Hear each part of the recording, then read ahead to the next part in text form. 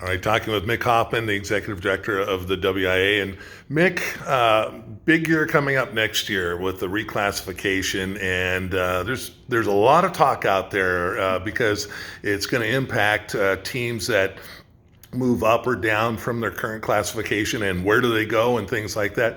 Overall, where's the process at right now? Yeah, so our process is pretty clear in our handbook for people who want the details, but we just collected October numbers from OSPI. We use their P223 numbers, which is tied directly to funding, so there's no fudging on the numbers, and we'll count November twice. And once that's done, the average for the 9-month count that we do, spring of last year and the fall of this year, is figured, and it's put onto that chart, and that's where they lie.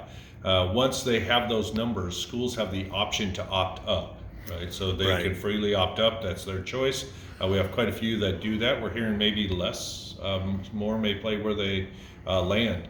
So that's a wild card in this process. The other piece is then if they want to appeal. So they can appeal what their numbers, once we get that average, they're going to be, there's a factor direct cert, which is tied to socioeconomic numbers. We use free and reduced lunch. It's no longer a valid number.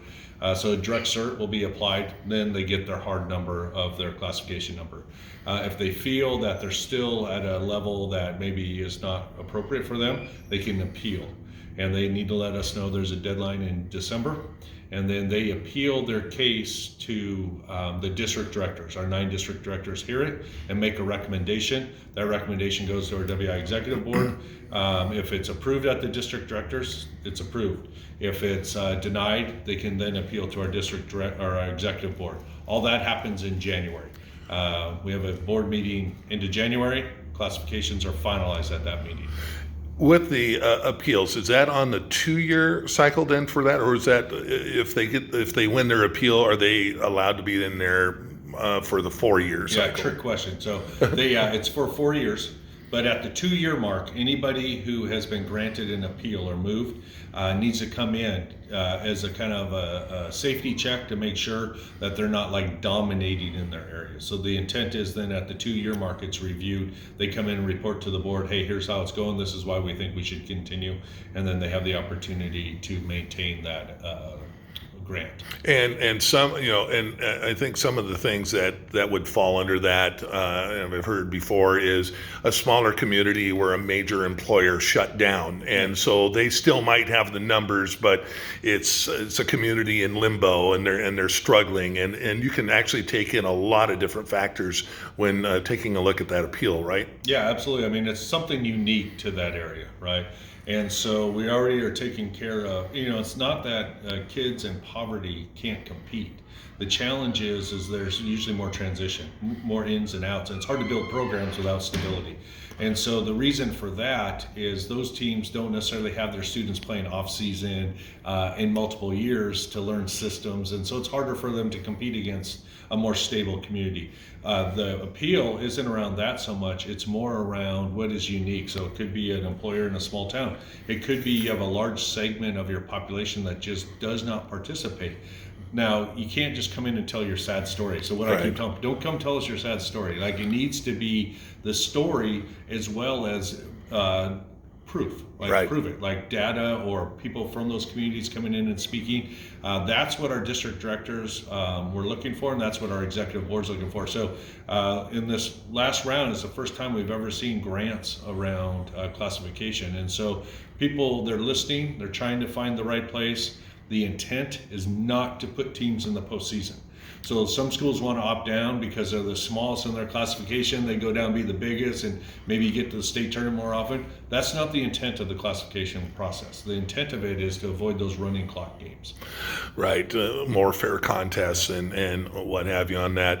And so folks understand when it comes to putting the leagues together, that's not at the WIAA level, right? That's at the district and league level. Yeah, schools have the right, and it's actually their job to decide who's in their leagues and how that is. And what's been really cool to see the last few years, we're starting to see more multi-classification. So people don't want to drive 3 hours the fans don't go watch, and so they're trying to find a way to have competitive contests at multiple classification levels locally because there's more interest. So you keep those rivalries no matter what classification you're in, and then go your separate ways for postseason. But that is the rub, right? Because if you don't have enough teams in there, then the number of opportunities to get to postseason, and then that's kind of the negotiation that the ADs and schools have to come up with a solution on. Yeah, absolutely. And again, everybody,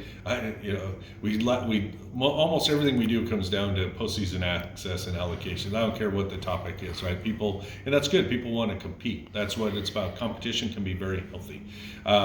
What a lot of people don't pay attention to is they might have a 5-team league and 2 really good teams, so they're saying that's not fair. But if you do it by math, proportionally, 1 out of 4, that's the goal.